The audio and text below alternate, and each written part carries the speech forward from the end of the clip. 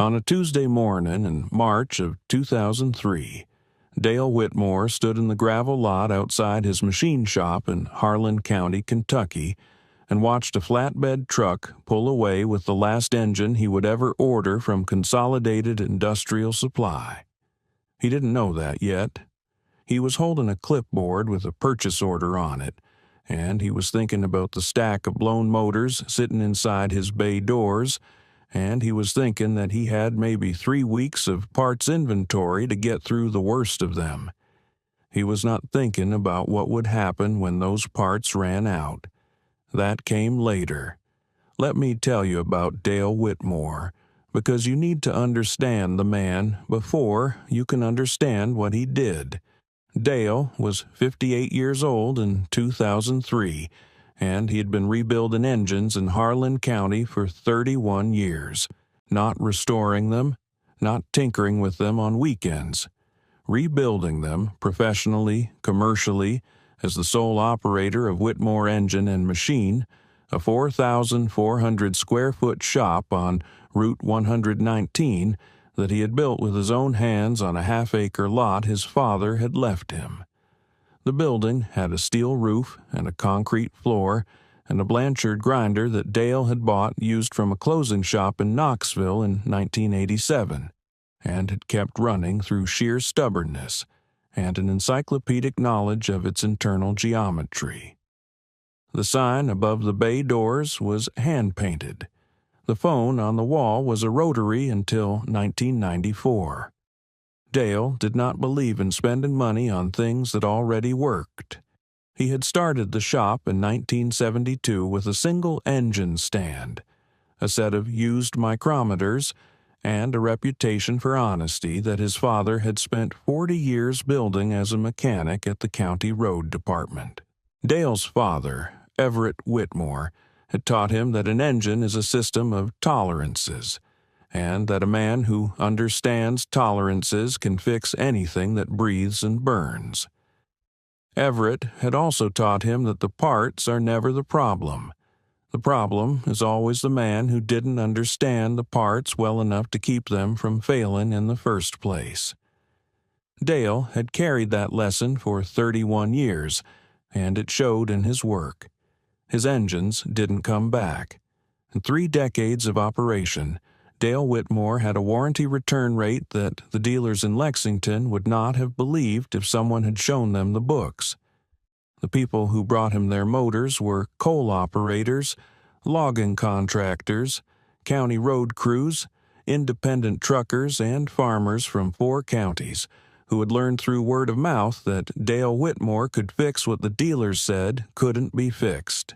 They dropped blown motors at his gate the way people leave packages on a porch, with confidence that someone competent was on the other side. 15 years of that. 15 years of flatbeds backing up to his bay doors with cracked blocks, spun bearings, grenaded pistons, and warped heads that the factory dealers had already quoted as unrepairable. Dale repaired them. He always had the parts. Consolidated Industrial Supply was the reason he always had the parts. They were a regional distributor out of Charleston, West Virginia, that carried engine components for industrial and agricultural equipment going back to the 1950s. Bearings, rings, gaskets, oversized pistons, cam followers, valve guides, the kind of parts that the national chains had stopped stocking because the equipment was too old and the market was too small. Consolidated had stocked them because their founder, a man named Harold Prater, had believed that someone needed to. Harold had built his business on the conviction that a machine that could be fixed should be fixed, and that the parts to fix it should exist somewhere in the supply chain. Harold Prater died in 1998. His son sold the business to a regional consolidator in 2001. The consolidator spent 18 months reviewing the inventory against a profitability matrix and then began discontinuing product lines that didn't meet their margin thresholds. In March of 2003, They sent letters to their account holders informing them that 340 part numbers were being permanently discontinued, effective 90 days from the date of the letter. Dale received his letter on a Wednesday. He read it standing at his workbench. He read it twice. Then he set it down next to a Cummins NH series block he was boring out for a logging contractor in Letcher County, and he stood there for a long time without moving. Of the 340 discontinued part numbers, 94 of them were components he used regularly. Regularly meaning monthly, meaning that without them there were entire categories of engines he would no longer be able to rebuild. Older Caterpillar diesels, older Detroit two-strokes, a whole generation of Continental flatheads that the county road department still ran in their motor graders. The equipment wasn't going anywhere. The people who owned it couldn't afford to replace it. They needed someone who could fix it, and the parts to fix it were about to disappear. Let me tell you about what Dale did in the 90 days after that letter, because most men would have started making phone calls to their customers explaining the situation. Dale did not do that. Dale drove to Charleston. He drove to Charleston in his 1991 Ford F250 with a legal pad on the passenger seat and a list of every part number he needed. He went to Consolidated's warehouse on a Tuesday morning and asked to speak with the inventory manager. The inventory manager was a 34-year-old man named Kevin Stahl, who wore a polo shirt with the new parent company's logo on it, and who had a degree in supply chain management from West Virginia University. Kevin Stahl explained to Dale, politely, but with the practiced efficiency of someone who had delivered this news many times in the past several weeks, that the discontinued lines were being liquidated and that Dale was welcome to purchase remaining stock at a 40% discount before the liquidation deadline. Dale asked how much remaining stock there was. Kevin Stahl pulled up a spreadsheet. There was, across all 94 part numbers Dale needed, somewhere between 18 months and 4 years of inventory depending on his usage rates. Dale bought all of it. He did not have the money to buy all of it. He had $47,000 in his operating account and a $30,000 line of credit at Harlan National Bank that he had never drawn on. The total invoice for the liquidated inventory came to $112,000 after the discount. Dale went back to his truck, sat in the parking lot of Consolidated Industrial Supply's Charleston warehouse for 22 minutes, and then went back inside and told Kevin Stahl he would take it. He called Harlan National Bank from the warehouse parking lot, spoke to a loan officer named Patricia Graves who had known his father, and arranged a short-term note against the shop property. He rented 2 box trucks. He drove back to Harlan County with $112,000 worth of engine parts stacked in rented trucks, and he spent the better part of a week building wooden shelving along the back wall of his shop to hold all of it. His wife, Carol, stood in the doorway of the shop on the 3rd evening of shelving construction and looked at the rows of cardboard boxes and steel bins and said, very quietly, that she hoped he knew what he was doing. Dale said he did. He wasn't entirely certain, but he said it with enough conviction that Carol went back inside, and he kept building shelves. Now, let me pause here and ask you something. Have you ever watched someone make a decision that looked like panic from the outside, but was actually the clearest thinking they had ever done?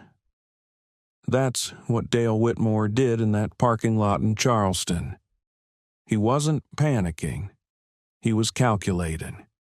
He had 31 years of records in a filing cabinet in his shop, every engine he had ever rebuilt, every part number he had ever ordered, every customer he had ever served. He knew his usage rates the way a farmer knows his soil.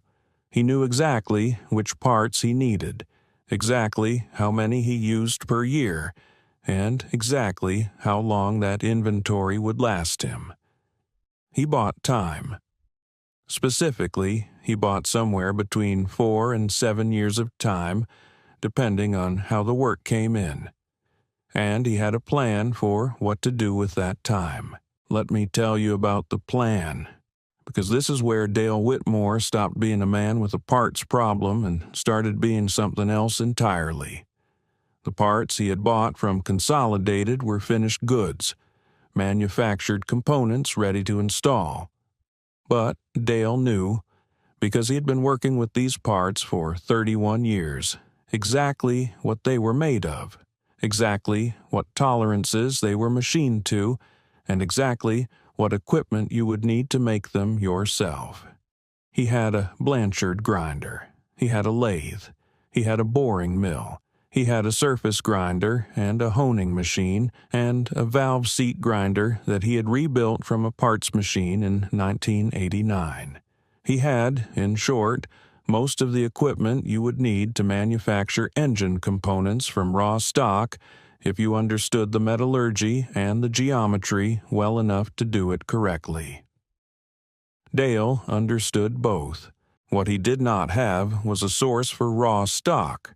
The bar stock, the cast iron blanks, the bronze bushings in rough form that he could machine into finished parts. He spent the first 6 months after the Charleston trip locating those sources.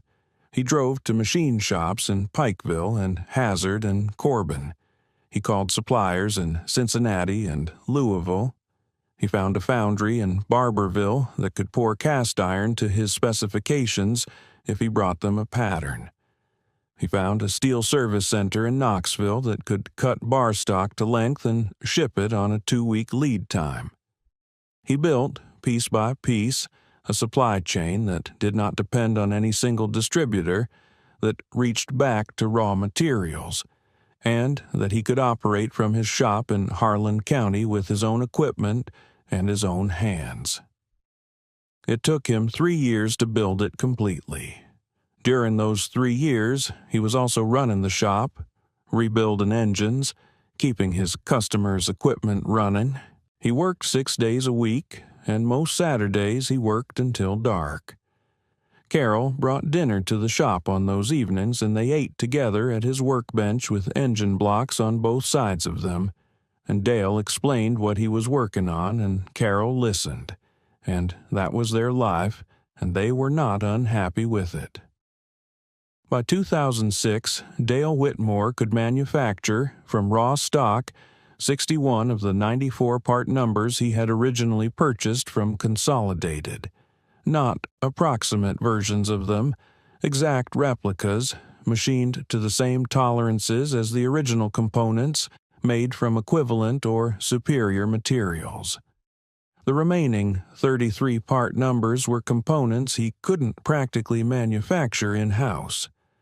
Multi-element gasket sets, precision-ground crankshafts, cast components that required tooling beyond his shop's capacity. For those, he had located alternative suppliers, smaller specialty houses that still served the vintage industrial market, or he had found ways to modify available components to fit. He kept the consolidated inventory as a buffer and drew it down slowly, using his manufactured parts wherever he could and the purchased parts where he had to. Let me tell you about what happened in 2007, because that's when the other shops started calling. There were, in eastern Kentucky and southwestern Virginia, perhaps a dozen independent engine rebuilders who had been in the same position as Dale in 2003. They had received the same letter from Consolidated. Most of them had not driven to Charleston. Most of them had bought what they could afford, which wasn't much, and had spent the intervening years watching their ability to service older equipment slowly contract as their parts inventory ran out. By 2007, several of them had stopped taking certain engine families entirely. They were turning away work. Customers who had relied on them for 20 years were being told that the parts didn't exist anymore. Word travels in a small industry. It travels at the feed store and at the county road department garage and at the table in the back of the diner where the equipment dealers eat lunch on Fridays. The word that traveled about Dale Whitmore was specific. He could still fix the old stuff. He had parts. Nobody knew exactly how, but he had them. The first call came from a shop in Pineville. A man named Gerald Combs who had been rebuilding engines for 22 years and who needed a set of oversized pistons for a Continental F244 that he had promised to a county road department by the end of the month. Gerald had called every distributor he knew. Nobody had them. He called Dale as a last resort, half expecting to be told the same thing. Dale told him to come by on Thursday. Gerald drove to Harlan on Thursday morning, and Dale handed him a set of pistons machined to point 030 over from a bar of 4032 aluminum alloy that he had turned on his lathe and finished ground on the Blanchard. Gerald held one of them up to the light and turned it slowly and didn't say anything for a moment. Then he said, "How much?" Dale told him. Gerald said that was less than he had paid Consolidated. Dale said he knew. After Gerald Combs, there were others. Not many at first, 3 or 4 shops in the first year, calling about specific parts for specific jobs. But the calls kept coming, and Dale kept answering them, and by 2009 he had a secondary business running alongside the engine rebuilding, manufacturing and supplying obsolete engine components to independent shops across a 4-state region. He had not advertised. He had not built a website. He had a handwritten ledger with the names of shops and the parts they had ordered, and he restocked the raw material when it ran low, and he machined parts to order when someone needed something he didn't have on the shelf. The irony, which Dale appreciated without making much of it, was that Consolidated Industrial Supply, or rather the company that had bought them, had spent 2001 and 2002 running profitability analyses on exactly this market, and had concluded that it wasn't worth serving. Dale's secondary business, by 2010, was generating more revenue than his engine rebuilding. He had not set out to build a parts manufacturing operation. He had set out to keep his own shop running. The business had grown because the need existed and nobody else was meeting it. Let me tell you about 2011, because that's when the larger machinery arrived. Dale had spent the better part of a year watching his lathe struggle with certain crankshaft work. The tolerances he needed on some of the older diesel crankshafts were at the edge of what his 1960s era lathe could reliably hold. He needed a better machine. He found one in the estate sale of a closed manufacturing plant in Middlesboro, a 1978 LeBlond Regal engine lathe, 20 inches over the bed, with a 10-foot bed length and a threading capability that his current lathe didn't have. The asking price was $8,500. Dale drove to Middlesboro, inspected the machine for 2 hours, determined that it needed new spindle bearings and a rebuilt apron, but was otherwise sound, and bought it. He spent 6 weeks rebuilding it in the corner of his shop while continuing to run production on his existing lathe. When the LeBlond was running, he moved it to the center of the floor, and the old lathe went against the wall as a backup. With the LeBlond, he could hold crankshaft tolerances to half a 10,000th of an inch. That opened up crankshaft grinding and regrinding work that he had previously sent out to a specialty shop in Lexington. He brought it in-house. The Lexington shop, when they found out, called to ask what had changed. Dale told them he had gotten a better lathe. The Lexington shop's owner, a man who had been grinding crankshafts for 40 years, asked what kind. When Dale told him it was a 1978 LeBlond, there was a pause on the line, and then the man said, "Those are good machines." Dale said he knew. Carol retired from her job at the county school system in 2013 and came to work in the shop full-time. She took over the ledger, which by then had grown into a 3-ring binder with tabs organized by engine family and customer name, and she converted it to a computer database over the course of about 6 months, entering 10 years of transaction records by hand from the original ledger pages. Dale watched this process with the same expression he used when watching a machine tool make a cut he wasn't sure about. Attentive, slightly skeptical, ultimately impressed when the result came out right. The database told him things the ledger hadn't been able to show him.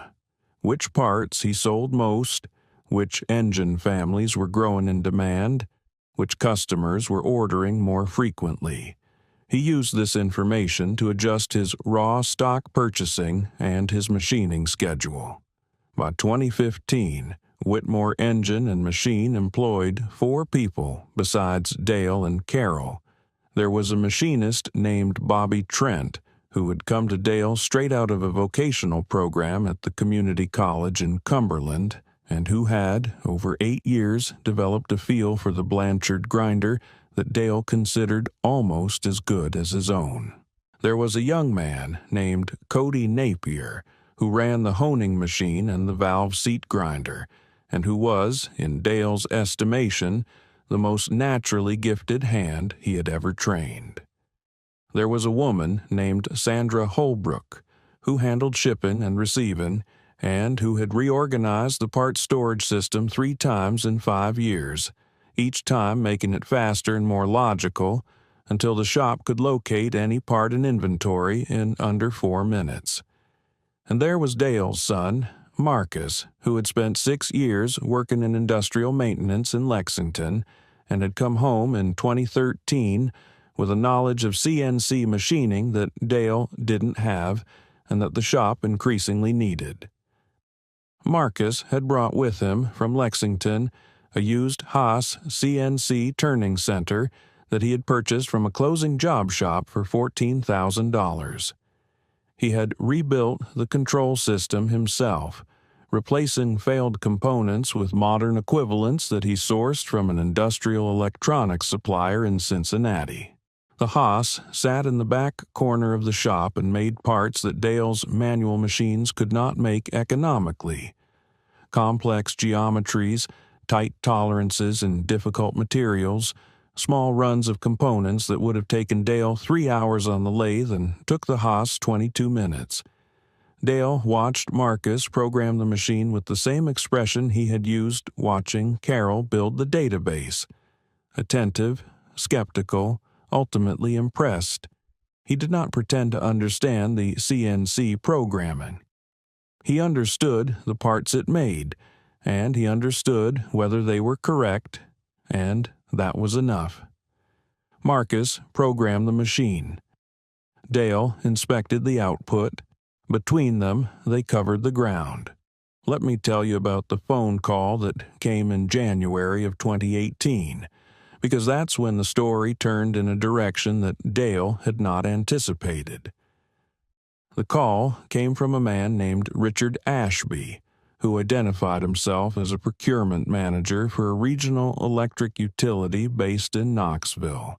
The utility operated a fleet of older diesel generators at substations across eastern Tennessee and eastern Kentucky. Backup power equipment that had been installed in the 1970s and 1980s, and that the utility had been maintaining rather than replacing, because the replacement cost was, in Richard Ashby's words, prohibitive.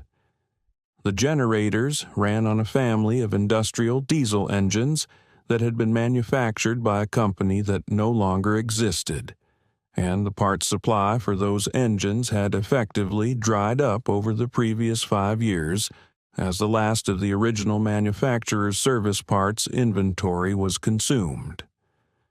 The utility had been cannibalizing units to keep others running, but they were running out of donor machines. Richard Ashby had found Dale Whitmore's name through a contact at a county road department in Bell County, who had told him that if the parts didn't exist anywhere else, Dale Whitmore either had them or could make them. Dale asked Richard Ashby to send him the engine specifications and a list of the parts he needed. Richard sent a package that arrived 3 days later, a thick envelope containing original manufacturer's service manuals, parts catalogs, and a list of 23 specific components that the utility needed to keep their generator fleet running. Dale spread the documents across his workbench and spent an evening going through them. He recognized the engine family. He had rebuilt 2 of them years earlier for a mining operation in Letcher County. He knew the architecture. He pulled the original service manuals from his own filing cabinet. He'd kept every service manual he had ever acquired, filed by engine family, in a 4-drawer steel cabinet against the back wall, and cross-referenced them against what Richard Ashby had sent. Of the 23 components on the list, Dale could manufacture 19 of them with his existing equipment and raw stock sources. The remaining 4 were cast components that would require patterns and foundry work. He called the foundry in Barberville. They could pour the castings if Dale brought them patterns. Dale said he would make the patterns. He quoted Richard Ashby a price and a lead time. Richard Ashby was quiet for a moment and then said that the price was lower than he had expected and the lead time was shorter. Dale said he had the equipment and the knowledge and the materials, and that there was no reason for it to cost more or take longer than it needed to. The utility became a regular customer. Over the next 3 years, Dale's shop supplied the parts to keep 34 backup generators running at substations across 2 states. The utility's maintenance engineers visited the shop twice, once in 2018 and once in 2020, and both times they walked the floor with expressions that Dale recognized from Gerald Combs holding that piston up to the light in 2007. The expression of a person encountering something they had not expected to find in a place they had not expected to find it. Let me tell you about the morning in September of 2021 when Dale Whitmore turned 76 years old, because that morning tells you everything about what the previous 18 years had built. Marcus came in at 6:30 and found his father already at the Blanchard grinder, finishing a set of bearing caps for an order that needed to ship by noon. Bobby Trent arrived at 7 and started the LeBlond on a crankshaft journal. Cody Napier was running the honing machine by 7:15. Sandra Holbrook had the shipping station organized and was pulling orders before 8. The Haas in the back corner was running a program Marcus had set up the night before, turning out valve guides in batches of 12. The shop was running the way a good engine runs. Every component doing its work, nothing wasted, nothing forced, the whole system in balance. Carol brought a cake at noon. They ate it at the workbench with engine components on both sides of them, the same way she had brought dinner to the shop 18 years earlier when Dale was building shelves for the consolidated inventory. Dale was not a man who marked occasions with speeches. He ate his cake and looked at the shelves along the back wall, not the original wooden shelves he had built in 2003, which had been replaced twice as the inventory system evolved, but the current steel shelving that Sandra had organized, labeled, and mapped into the computer database, and he said to no one in particular that they were in pretty good shape. Marcus looked at him and said, "Yeah, Pop, we are. Let me tell you about what those shelves held, because the inventory tells a story better than any description of the man. There were, in the Whitmore engine and machine parts room in September of 2021, components for 47 distinct engine families spanning 6 decades of industrial and agricultural equipment manufacture. There were parts for engines that the original manufacturers had stopped supporting in the 1980s. There were parts for engines whose manufacturers no longer existed. There were components machined from raw stock by Dale's hands and Bobby Trent's hands, and the Haas in the back corner, sitting in labeled bins next to components purchased from specialty suppliers and the last of the original consolidated inventory, which Dale had rationed so carefully over 18 years that he still had a small quantity of certain critical items remaining. The room was not large. It was organized with a precision that made it feel larger than it was. Every bin was labeled. Every label corresponded to a record in Carroll's database. Every record included the engine families the part served, the raw material specification, the machining process, and the source, whether purchased or manufactured in-house.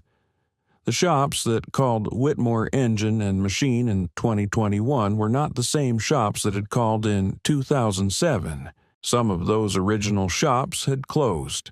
Their owners had retired or given up or died, and the equipment they had serviced had passed to other hands or been scrapped. The shops that called now were younger operations, run by men and women who had come into the trade after the part supply had already dried up, who had never known a time when you could call a distributor and order a piston for a 1968 Continental engine and have it arrive in a week. For them, Whitmore Engine and Machine was not a last resort. It was the first call. It was the place you called because you knew they had it or could make it, and because the price was fair and the quality was right, and the people on the phone knew what they were talking about. Let me tell you one last thing, because the story doesn't end with Dale Whitmore's 76th birthday and a piece of cake at a workbench. In the spring of 2023, Marcus Whitmore drove to a machine tool auction in Morristown, Tennessee, and came back with a surface grinder that had belonged to a closing aerospace subcontractor. The machine was a 1982 Okamoto, fully functional, with a precision that exceeded anything else in the shop. It cost $6,200. Marcus rebuilt the coolant system and replaced the wheel dresser and had it running within a month. With the Okamoto, the shop could hold surface finish tolerances on bearing surfaces that had previously required sending work to a specialty house in Charlotte. They brought that work in-house. The Charlotte shop called to ask what had changed. Marcus told them they had gotten a better surface grinder. The Charlotte shop asked what kind.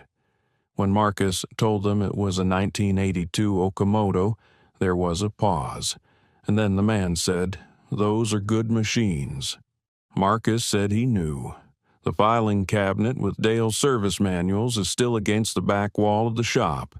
Dale added to it for 49 years, and Marcus has added to it since, and it now holds original manufacturer documentation for 61 engine families and 14 steel drawers that have been relabeled 3 times as the organizational system evolved. The manuals are not scanned. They are not in a cloud database. They are paper and hanging folders, organized by manufacturer and then by engine family, and every person in the shop knows how to use them. When a new engine family comes in that the shop hasn't seen before, Marcus pulls the manual, reads it the way his father taught him to read them, completely from the front, not skipping to the part you think you need, and then he goes to the floor and starts working. The Blanchard grinder that Dale bought in Knoxville in 1987 is still running. It has had 2 spindle rebuilds and a new table drive motor, and a set of ways that Bobby Trent reground in 2019 when the wear had accumulated to the point where it was affecting tolerances. It is not the same machine it was in 1987 in the sense that most of its wear components have been replaced. It is exactly the same machine in the sense that it does the same work to the same standard, and the knowledge of how to keep it doing that work has passed from Dale to Bobby Trent to Cody Napier, who now runs it most mornings while Bobby manages the newer equipment. Consolidated Industrial Supply's parent company was itself acquired in 2014 by a national industrial distributor that operates 340 locations across 28 states. They do not stock parts for engines manufactured before 1995. Their website has a search function that returns no results for Continental F244 pistons, or Detroit 6V53 rings, or Caterpillar 3306 pre-emissions valve guides. The search function works correctly. The parts simply aren't there. They know where to find them, though. The ones who need them badly enough always figure out where to find them. They end up on Route 119 in Harlan County, Kentucky, talking to Marcus Whitmore or Carol Whitmore or Bobby Trent, and they walk out with what they came for, and sometimes they ask how the shop has parts that nobody else has, and the answer is always the same. A man drove to Charleston in 2003 and bought everything that was left, and then he spent the next several years figuring out how to make what he couldn't buy, and he taught everyone around him how to do the same, and the shop never stopped running, and the knowledge never left the building, and the machines that were worth keeping got kept and got maintained and got passed down to hands that understood their value.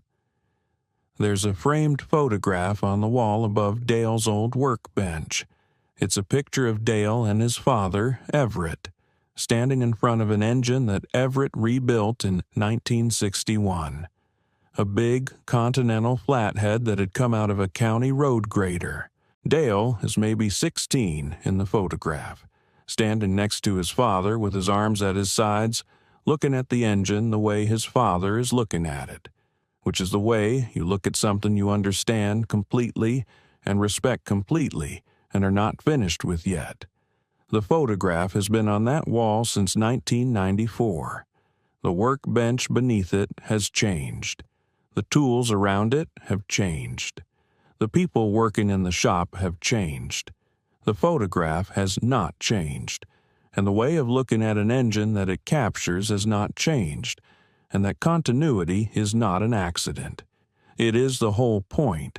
That's what happens when a man decides that the knowledge in his hands is worth more than the convenience of someone else's supply chain, and builds accordingly, and teaches the people around him to build the same way, and keeps the machines running that everyone else decided weren't worth keeping, because he understood that the value of a thing is not determined by whether a distributor's profitability matrix says it belongs in the catalog, but by whether it does the work when the work needs doing, and whether someone took the trouble to understand it well enough to keep it